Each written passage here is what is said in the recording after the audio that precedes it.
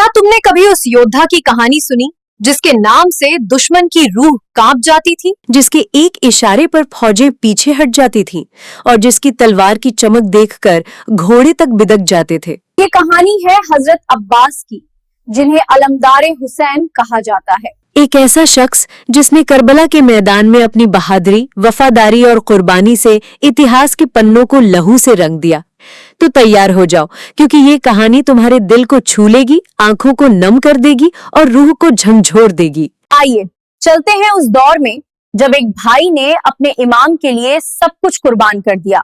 हजरत अब्बास का जन्म मदीना की पवित्र धरती पर हुआ था। उनके पिता थे हजरत अली, इस्लाम के सबसे बड़े योद्धा और इमाम, जिनकी तलवार से बड़े बड़े सूरमा थरथराते थे।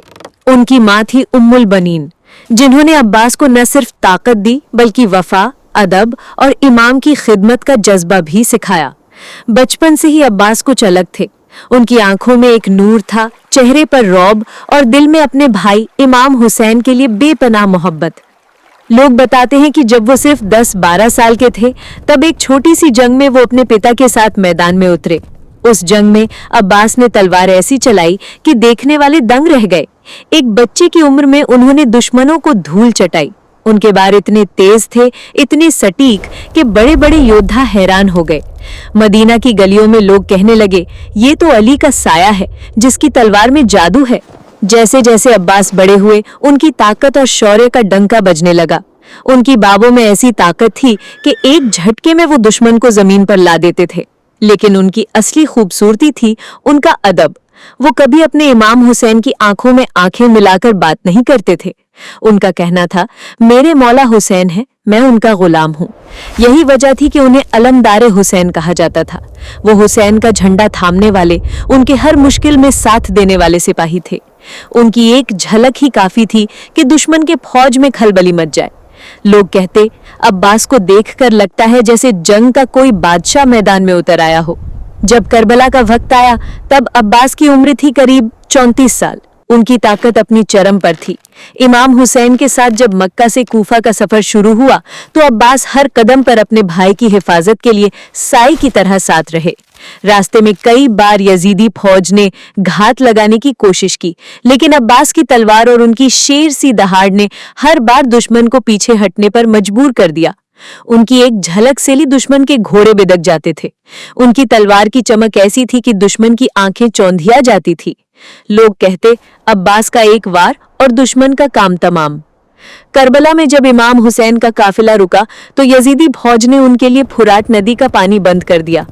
3 दिन तक एक बूंद पानी नहीं मिला। बच्चे प्यास से तड़पने लगे।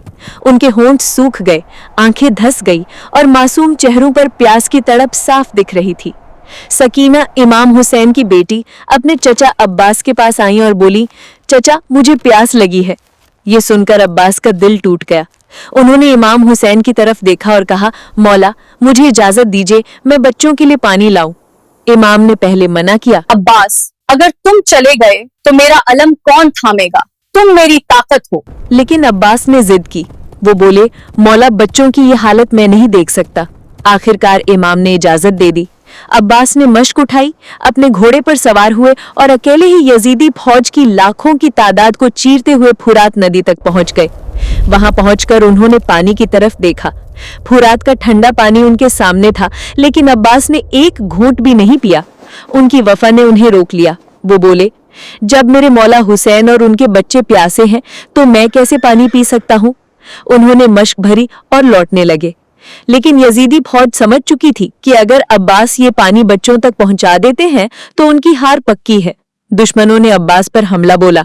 एक तीर आया और उनके दाहिने हाथ पर लगा। उनका दाहिना हाथ कट गया, लेकिन अब्बास रुके नहीं। उन्होंने मश्क को दांतों में दबाया और आगे बढ़े। फिर एक और वार हुआ, उनका बायां हाथ भी कट गया।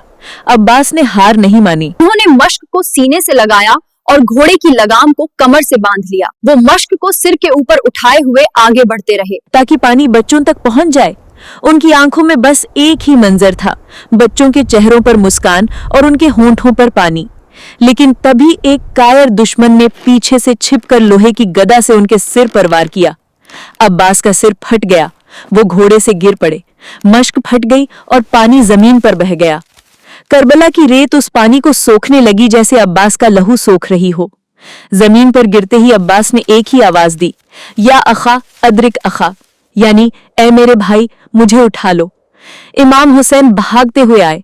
उन्होंने देखा कि उनका भाई लहू लुहान है, दोनों बाजू कटे हुए हैं, सिर फटा हुआ है, लेकिन चेहरे पर अब भी वही नूर है, वही वफादारी। इमाम ने उनके सिर को गोद में लिया। अब्बास ने आखिरी सांसों में कहा, मौला मेरी आंखें अब भी मश्क को ढूंढ रही हैं, मुझे अफसोस है कि मैं बच्चों तक पानी नहीं पहुंचा सका। इमाम हुसैन की आंखों से आंसू बहने लगे। वो बोले, अब्बास आज मेरी कमर टूट गई, तुम मेरी ताकत थे, मेरा झंडा थे। अब्बास की आंखें बंद हो गई। करबला के मैदान में वो शहीद हो गए, लेकिन उनकी वफादारी और कुर्बानी हमेशा के लिए अमर हो गई। कहते हैं कि जब अब्बास शहीद हुए तो करबला का मैदान सन्नाटे में डूब गया। यजीदी फौज ने भले ही उन्हें मार दिया, लेकिन उनकी हिम्मत और वफा को नहीं मार सकी। आज करबला में उनकी कब्र इमाम हुसैन की कब्र से कुछ ही दूरी पर है। हर साल लाखों लोग वहां जाते हैं, सिर झुकाते हैं और दुआ मांगते हैं, या अबुल फजल अब्बास हमारी मुश्किलें आसान करो। उनकी शहादत की कहानी हर उस शख्स के लिए एक सबक है जो वफा और बहादुरी की मिसाल ढूंढता है।